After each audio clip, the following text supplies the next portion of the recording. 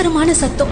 என்னன்னு எழுந்து கண்ணு திறந்து பார்க்கும்போது எங்க வீட சுத்தி தண்ணி சூழ்ந்திருந்தது. திரும்பி என் குடும்பத்தை பார்க்கும்போது யாருமே இல்ல. என் பேர குழந்தையோட கை விரல் மட்டும் என்னால பார்க்க முடிஞ்சது. அட்லீஸ்ட் அவளையாச்சும் எப்படியாவது காப்பாத்திடணும் அப்படின்னு சொல்லி நீந்தி அவளை என் கையால பிடிச்சு தூக்கிட்டேன். அதுக்கப்புறம் என் ஒரே லட்சியம், என் உயிரை கொடுத்தாச்சு இவளை நான் காப்பாத்திடணும் அப்படின்னு மட்டும்தான் இருந்தது.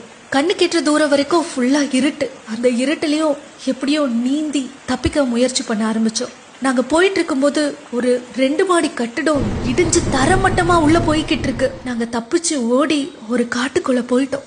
காட்டுக்குள்ள கொஞ்சம் தூரம் ஓடினதுக்கு அப்புறம் பார்த்தா எங்களுக்கு எதிரில 3 காட்டு யானை, அதுவும் ஒரு கொம்பன் யானை எங்க கிட்ட நெருங்கி நெருங்கி வந்தது. நாங்க ஒரு பெரிய துயர்ல இருந்து ஓடி வந்திருக்கோம். தயவு செஞ்சு எங்களை எதுவும் பண்ணிடாத, என் குழந்தை எனக்கு காப்பாத்தியே ஆகணும் அப்படின்னு அது முன்னாடி கதறணும். அந்த யானைக்கு என்ன தோணுச்சுன்னு எனக்கு தெரியல. அது